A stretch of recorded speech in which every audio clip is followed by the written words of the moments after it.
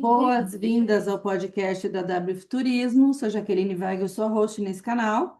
E ao som de Bossa Nova, a gente está começando aqui o nosso podcast do dia com um assunto bastante especial. O que Foresight tem a ver com economia e com o desenvolvimento econômico? E eu tenho hoje uma convidada, que é a Delma Moraes, que eu já vou chamar em alguns minutos. Eu queria rapidamente trazer a importância de pensar no longo prazo, a importância da gente diferenciar futurologia, futurismo, narrativas de futuro, cenários da disciplina acadêmico-científica chamada Estudos de Futuros no Plural, que nos oferece um instrumental muito interessante para que a gente possa explorar a mudança, estruturar aprendizado exploratório, construir possibilidades de futuro, enxergar o que não é tão óbvio e, obviamente, fazer isso parte da nossa estratégia atual. Quais são as premissas do Foresight? Olhar para o futuro para que a gente possa decidir melhor no presente. Ninguém vive no passado, ninguém vive no futuro. E, obviamente, a gente não pode viver só o dia a dia, porque a gente pode ter surpresas e, de fato, não estar preparado. Eu tenho dito que, mais do que estar preparado, você precisa antecipar as mudanças para conseguir acompanhar essa velocidade maluca do mundo. Então, antes da gente começar a falar hoje de foresight estratégico na OCDE, com cenários para 2035, eu queria chamar a nossa convidada, Delma Moraes, que é Head de Foresight aqui junto com Vinícius e Jonas, curadora de conteúdo, mestre em estratégia, e ela é uma grande colaboradora do nosso primeiro livro chamado Estudos de Futuros e Foresight. Boas-vindas, Delma. Quero que você dê o seu alô para o nosso público e em seguida a gente começa o nosso bate-papo. Oi, Jaque, muito bom estar aqui com você, poder compartilhar aí um pouquinho Só um desse. minutinho, Delma. Só um pouquinho que eu vou parar, pausar aqui. Perdão. Perdão, pode ir. Um prazer estar aqui com você, poder compartilhar um pouquinho aí desses conceitos, né? Conforme você colocou, desses temas que são tão importantes aí atualmente, sobre futuros, sobre o que está acontecendo nesse momento aí no mundo. Falar um pouquinho sobre as organizações mundiais, sobre a OCDE, sobre cenários aí para 2035, né? E como que a gente consegue tentar antecipar um pouquinho essas coisas hoje, como a gente consegue antecipar as nossas decisões hoje para nos preparar aí para esses futuros, né? Sem dúvida. E eu vou puxar um gancho no que você trouxe, porque eu vejo que as pessoas confundem futuros com 3, 5 anos, planejamento estratégico tradicional com foresight, não sabem muito bem a diferença. E quando a gente fala em 2035, 2040, normalmente a gente escuta a desculpa clássica. O mundo está mudando tão rápido, então por que que eu vou olhar para tão longe se eu não sei nem o que vai acontecer amanhã? Porque se você não fizer isso, você provavelmente vai ter um cenário futuro muito pior e vai estar completamente despreparado para acompanhar as mudanças. E a gente vê nos cases internacionais e locais que as empresas que olham para o futuro estão muito mais preparadas, são muito mais ágeis e consideram diferentes cenários, portanto, tomam melhores decisões. E eu queria começar dizendo que lá no nosso site, no nosso blog, tem um artigo que a Delma escreveu esse ano, chamado Foresight Estratégico e os Cenários da OCDE para 2035. Eu vou dar uma palhinha, eu vou colocar aqui o link para você poder ler o artigo depois. E o que o artigo traz de muito importante é uma frase do secretário-geral da OCDE, que diz que o futuro, a partir de agora, a gente tem obrigação de se preparar para ele, e que essa atitude passiva ela realmente não combina com o século XXI. E antes da gente começar a nossa discussão aqui, é importante que você entenda que foresight não é previsão nem adivinhação. É uma ferramenta vital de resiliência e adaptação para as empresas. E a OCDE já usa foresight há bastante tempo. E isso já é uma prática desde 1960, 1970. E eles nos trouxeram, por exemplo, algumas coisas que a Delma vai dividir conosco sobre cenários globais para 2035. Por que que isso é importante? O que que como é que a gente usa essa informação? Então, Delma, eu queria saber um pouquinho. O que que você gostaria de compartilhar de mais relevante sobre esse artigo e esse levantamento de informações que você fez? Então vamos lá, Jaque. Primeiro foi interessante verificar que a OCDE, então, né, a OCDE é a Organização para a Cooperação e Desenvolvimento Econômico, é uma instituição internacional. Ela é composta por 38 países, né? E interessante que, só um parêntese, o Brasil ainda não faz parte da OCDE. Então, o Brasil foi convidado a fazer parte da OCDE. Então, existe todo um processo por trás disso, e o processo do Brasil está em análise no momento. Mas a OCDE, ela tem uma unidade específica para estudo de foresight. Então, essa unidade é chamada Government Foresight Community, e ela é dedicada para estudo de foresight na OCDE. E a OCDE, eu também achei bem interessante, né, a missão deles, né, que a missão deles é construir políticas melhores para uma vida melhor. Isso também se conecta muito com o mundo do foresight, né, que é tudo que a gente busca, né, construir uma vida melhor a partir do que a gente consegue visualizar hoje.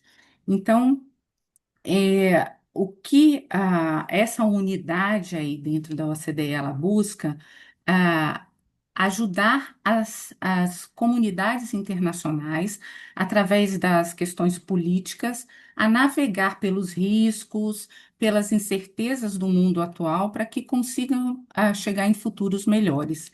Então, Uhum. às vezes parece, né, que essa questão do foresight ela ou está muito vinculada a entidades privadas, ou ela não está sendo tão visualizada assim no mundo. E o interessante desse contexto é que se aplica tanto para as entidades privadas quanto para as instituições, e que isso está talvez mais disseminado aí pelo mundo do que talvez aqui no Brasil, onde a gente ainda está aí, principalmente nessa parte mais eu diria, das instituições, né, da parte política e um pouco atrás do restante do mundo, né? Então, a gente também, Eu no queria outro artigo, né, falar. já que falou sobre as Nações Unidas, que também tem Sim, uma unidade específica. sim. Então, o mundo está falando muito sobre os foresight nesse momento, né? Sim, é importante a gente deixar claro para o nosso ouvinte, para a nossa audiência, Foresight não é uma novidade. Surgiu como uma estratégia militar. A Escola de Estudos de Futuros é bem robusta no mundo. A gente, então, tinha como referência sempre o hemisfério norte, especialmente Estados Unidos e Europa.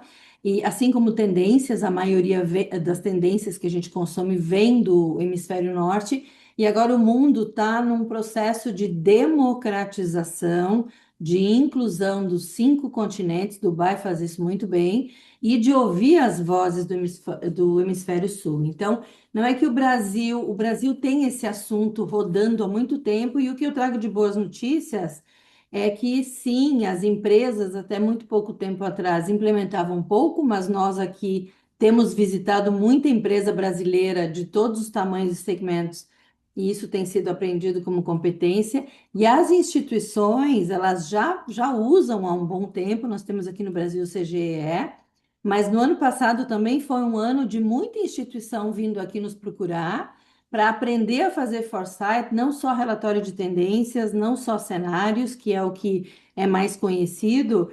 E eu acho que a OCDE, ela conecta também a importância de se olhar para o futuro para que haja desenvolvimento econômico. As pessoas estão muito acostumadas a um desenvolvimento econômico com a riqueza do século XXI, com a prosperidade do século XXI, sem a pauta dos 20, perdão, sem a pauta do século XXI. Então, se a gente não olhar para como vai ser o nosso cenário, talvez em algum momento a gente não consiga crescer. E a gente está num momento de mudança de mundo, de mudança de poder, de mudança de conceito, de mudança de significado, que se a gente não entender o todo, dificilmente alguma coisa vai prosperar sozinha. Delma, você colocou aqui nos teus itens os drivers da mudança global. Eu queria que você falasse um pouquinho disso. Então, primeiro aí falando um pouquinho do relatório, né, da OCDE, esse relatório, ele foi publicado na realidade em 2021, mas nós vamos ver aqui que ele é muito atual. Então, traz, muitos conceitos que se aplicam e muito interessante ao que a gente está vivendo no mundo agora, né? Então, quando ele traz ali alguns drivers de mudança, que é um pouco do que você colocou, Jaque, que não, a gente não trabalha com previsões, né? A gente olha esses drivers justamente para nos guiar aí para o que a gente deseja aí de futuros, né? E alguns drivers desse, apesar de terem sido colocados em 2021, eles são muito atuais. Um deles é a questão da ascensão econômica do Oriente. Então, a gente Uhum. está vendo isso, e inclusive está num outro artigo também que a gente publicou recentemente sobre a questão da China, né? Então, como há uma ascensão aí do mundo oriental, como potência, a questão que vem por trás disso é, do Estado versus o mercado. Então, como isso está sendo tratado hoje, especialmente na China, na Rússia. Então, como isso vai se desenrolar nos próximos 10 anos? É uma das Uhum. coisas que a gente tem que olhar como vai ser esse comportamento, e a gente já começa a viver esse cenário hoje, né? Isso Sim, já está sim. acontecendo hoje. É, Isso é resultado não de sorte. Isso é resultado de uma projeção e de um preparo. E agora a gente está vendo aí, sim, um crescimento exponencial, inclusive frente ao tarifaço do ano passado, países como a China cresceram, porque estavam preparados para qualquer tipo de adversidade. Isso é a prova de que olhar para o longo prazo e usar essa metodologia faz sim com que você tenha um desempenho diferente. perfeito, isso mesmo, né? E um outro driver também que é colocado no relatório é a questão do poder acumulado pelas empresas de tecnologia. Então, veja também como isso é atual, né? É o que a gente está colocando Sim. agora, o poder que está com as empresas que estão com a IA nas mãos. Então, Uhum. a OpenAI, Google, então a gente chega num ponto aí de que se elas chegam a ter um poder estatizante, né? Então, como Sim. que elas estão tratando essa questão da tecnologia, enquanto isso e quanto isso está impactando até na questão da democracia, né? Sim. E o quanto a gente está sendo colonizado pelas big techs e pelas agora AI techs, né? Uhum, Esse é o nome que se uhum, usa, mas uma das premissas do Foresight também é a não colonização. E a gente é muito colonizado pelo hemisfério norte, e a gente é muito colonizado por big techs que nos dizem como o futuro vai ser, o que que pode, o que que não pode, o que que predomina, o que não predomina, e a gente sabe que isso também é frágil. exatamente. E o que está por trás disso, que muitas vezes a gente desconhece, né? Sim, É, sim. Interesses bem estranhos, para não dizer, às vezes com falta de ética, ou escuros, ou, né, as coisas acabam vindo à tona depois. Você colocou aqui no seu texto, que eu achei muito interessante, essa eficácia e aliança entre os estados. É, o mundo precisa cooperar, senão ninguém vai conseguir fazer nada. Nós temos em todos os lugares do planeta os mesmos riscos em proporções diferentes. Então, a humanidade agora precisa falar do todo. Não adianta falar de, não adianta chamar Estados Unidos de América, porque a América é muito mais composta do que Estados Unidos, por exemplo, usando já esse exemplo. Então, não é mais o Brasil aqui, é a Europa lá. Não. Eu acho que a gente está num composto só e a gente tem riscos em comum. As outras duas eu achei bem interessantes também, e eu percebo isso na prática, essa mudança de valor. onde o PIB talvez não seja mais a nossa referência. A gente falou isso ano passado em Dubai, o quanto as referências de prosperidade e riqueza vão mudar e atores não estatais entrando em collabs ou ajudando os estados em políticas públicas, porque acho que a sociedade não aceita mais qualquer tipo de política pública. E as instituições estão com erosão de confiança, a gente sabe disso. E esses drives, Delma, nos levaram para os três cenários, que é o que eu gostaria que você trouxesse para a nossa audiência agora. Legal. E aí, só comentando, né, você falou sobre o PIB, né? E uma coisa interessante também é que a OCDE, ela criou um índice chamado Índice de Bem-Estar OCDE, que é o Better Life Index, justamente já nessa pegada de que futuramente a gente não vai medir a quantidade de riqueza, né, dos países pelo PIB. Talvez um desses índices seja esse índice de bem-estar, né? É, Você vê, Delma, há muito tempo o Butão usa o índice de felicidade bruta. E uhum, quando a gente falava disso, o mundo capitalista dizia: imagina, não tem nada a ver, tem tudo a ver. E Dubai também nos mostra o que é bem-estar em 2050, que considera inclusive essa parte holística e espiritual. Não é o que a gente conhece. Simplesmente não ter doença, ter um tempo de férias, trabalhar 8 horas por dia. O bem-estar muda de conceito. Então, o teu artigo mostra aqui claramente que bem-estar, preocupações planetárias se conectam com a economia. Olha que isso, interessante. muito bom. E aí, falando sobre os três mundos, né? Então, a cerne aí do relatório é sobre esses três mundos.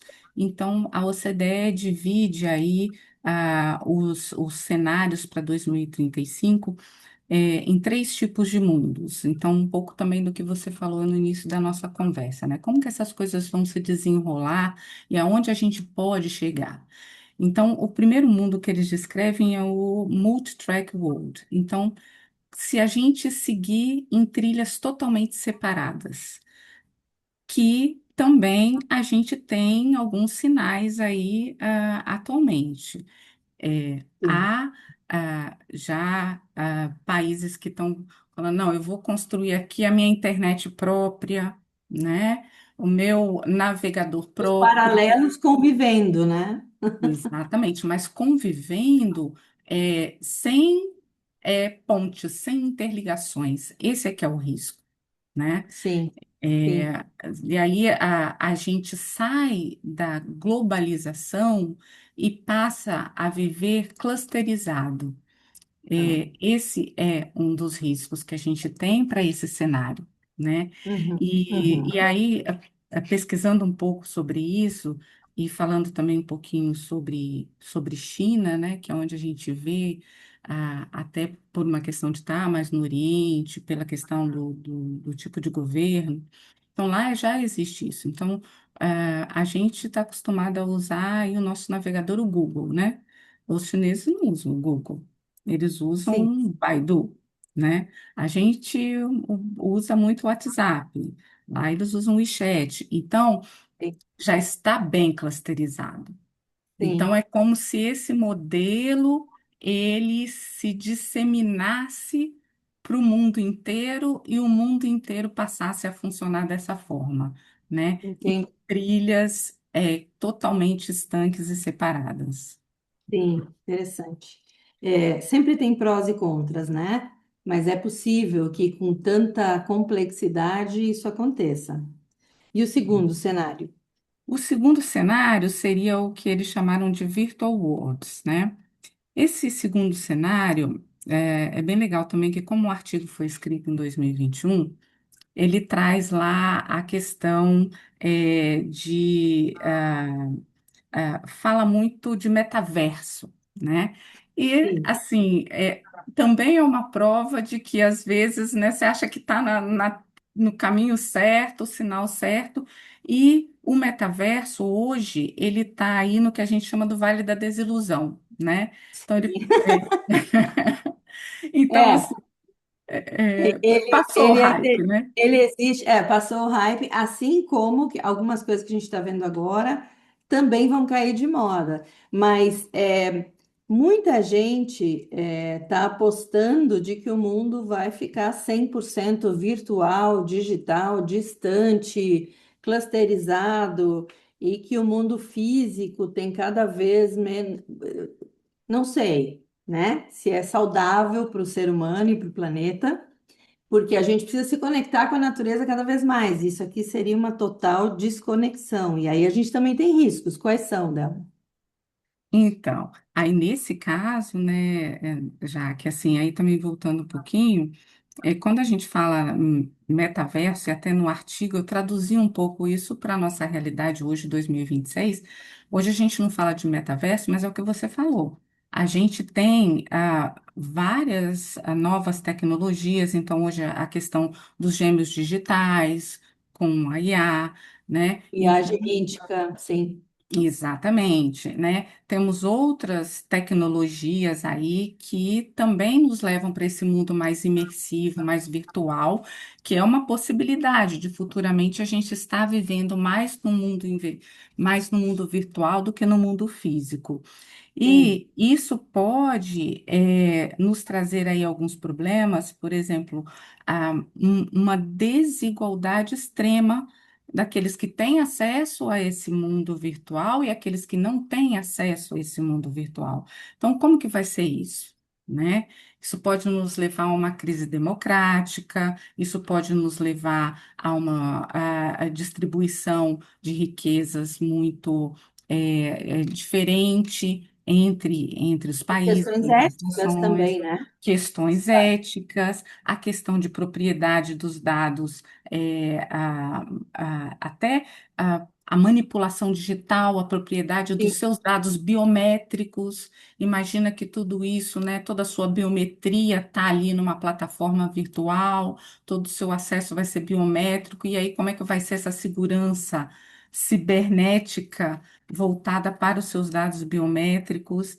sim, Então, é um contexto também bastante complexo, né? sim, sim, Mas que ele pode sim acontecer, algumas coisas já estão acontecendo, e não se aplica só para uma coisa ou outra. Vai ser para o lazer, vai ser para negócio, vai ser para serviços, né? Mas assim, sim, o que também a OCDE coloca para a gente, já no material um pouco mais atualizado, é o conceito do que eles chamam de digital, né? Que é a mistura do físico com o digital. Isso é o que é sim. mais, digamos assim, Mas é uma plausível. receita mais equilibrada, mas eu acho que o digital ele vai dominar nos primeiros anos, até que a gente chegue à exaustão, como a gente vem chegando agora. Muita gente está se desconectando, pelo menos dessa coisa nervosa das redes. E eu acho que esse mundo híbrido, sim, mas a gente vai levar um tempo para colocar as coisas num lugar equilibrado. Eu queria que agora, no final do nosso podcast, você só falasse um pouquinho do mundo vulnerável, que é o terceiro cenário da OCDE. Uhum. Então, esse mundo vulnerável, diria que é aquele que a gente tem que ter mais atenção, né? Porque seria um mundo onde a gente perdeu a mão, né? A gente perdeu o controle da tecnologia, a gente perdeu a governança sobre a tecnologia, e é um assunto que tem sido muito conversado atualmente, principalmente quando a gente fala de inteligência artificial, né? Sim, Então, sim, é o que se coloca aí das salvaguardas, né? Dos guardrails, então, né, os limites da IA, um pouco do que a gente falou também no início, das empresas que estão dominando esse mundo e não há uma política sobre isso, não há um entendimento ainda mais globalizado de políticas sobre essas coisas. Então, isso torna o nosso mundo um pouco mais vulnerável, né? E uma outra sim. coisa que o artigo traz que é muito, muito legal é o que eles chamam de síndrome de Kessler. Então, estava pesquisando um pouquinho sobre o assunto. Então, o que que é essa síndrome, né? Seria tipo uma colisão de satélites. E então um efeito dominó dos satélites que nos levasse a uma exaustão de tudo que estaria orbitando em torno da Terra. E Uhum. aí a gente acha, não, mas isso é hipotético demais, é ilusório demais. Então, a China hoje já está com painéis solares em órbita, né? A Sim, gente já tem constelações privadas de satélite e também não há nenhuma política sobre o uso do espaço, né? sim, En- sim. Então, Nós como temos, isso nós vai temos progredir, né? planetas no espaço com dados de humanos. A gente tem dados de outros planetas já, conforme eu ouvi um cientista indiano que mora na Inglaterra, e ele diz que até 2030 isso vai mudar tudo. Então, eu acho que hoje nada mais é impossível. E a Hum. gente precisa ressignificar o que é ser humano em época de AI, até onde é saudável que AI e eu não sei se a gente vai dominar alguma coisa, mas a gente precisa aprender a conviver com limitações. E aí muitas vezes a ignorância ou essa mania de coisas da moda acabam fazendo com que a gente saia da linha do equilíbrio, né? Exatamente, e esse é o cuidado nesse último cenário aí, né, no Vulnerable World, que é o mais complexo deles, e eu diria que nesse cenário, a chave da questão é a colaboração global. Uhum. Então, diferente daquele primeiro cenário que a gente falou, né, do multitrack, onde estaria todo mundo aí, cada um no seu trilho, nesse cenário, para a gente sobreviver, que aí já é uma questão realmente de sobrevivência, a gente precisaria colaborar globalmente, né? Todo mundo trabalhando junto, né? Exato. Para concluir o nosso podcast de hoje, num mundo de policrises, de guerras, de problemas econômicos, políticos, de velhos líderes querendo tocar o novo mundo, o que que você diria para quem está nos ouvindo que trabalha em empresas brasileiras? E como é que esses cenários, esses drivers da OCDE podem ajudar a quem está nos escutando e que está no dia a dia das empresas brasileiras? É, eu acho que a gente pode conectar um pouco com o que você falou do planejamento, né? Uhum. É, Eu acho que se as empresas estão focadas no planejamento formal e não flexível, é, estão no caminho errado. Porque aquele mundo estável, né, que tínhamos aí no século anterior, ele não existe mais. Sim, Então, se a estratégia das empresas está baseada em um mundo estável, essa estratégia ela está frágil. Então, sim. para isso que entendo que o Foresight é uma ferramenta que está aí para nos ajudar, para olhar para esses cenários futuros, para que a gente possa fazer as nossas escolhas hoje e que essas escolhas elas venham com ética, né, com responsabilidade, né, e complementem a estratégia das empresas, das organizações, para que a gente consiga chegar aí em cenários mais positivos, digamos assim, para a humanidade, né? Eu tenho visto algumas empresas no seu planejamento estratégico fazendo o que a gente chama de mais do mesmo. Olhando os 5 anos para trás para entender onde a gente chegou, imaginando que repetir a dose 5 anos para frente é o suficiente, e não é. Mas eu tenho visto pior. Eu tenho visto empresas fazendo planejamento estratégico em cima de um cenário presumido sem nenhuma base de dados que sustente essa estratégia. Então, quando a gente olha, a gente fala, mas isso aqui é para 2030, não vai dar certo nem até 2027. Ou vocês estão, o que que acontece depois de 2030, se o seu plano só vai até 2030? O mundo acaba, a empresa morre, não temos planejamento nenhum. Isso para mim, na aviação, seria só como você planejar até a conexão, depois eu não sei para onde eu vou. Então, não faz muito sentido. Delma, queria agradecer a sua presença, queria que você deixasse a mensagem final para a nossa audiência. E esse ano você vai estar aqui muitas vezes conosco. E obrigada por ter vindo participar aqui do nosso pod e videocast. Obrigada, Jaque. Então, convido aí também a audiência, né, a ler o artigo completo, está lá no site da W Futurismo. Lá vocês vão entender um pouquinho mais de tudo que a gente falou aqui. E também no site da OCDE tem vários materiais interessantes lá para vocês complementarem aí o conhecimento sobre esses assuntos. E a gente se vê aí em próximas oportunidades para falar um pouco mais sobre Foresight. Muito obrigada, Delma. E esse foi o nosso podcast de hoje. Siga o nosso site, cadastre na newsletter, é www.wfuturismo.com. Até o próximo podcast.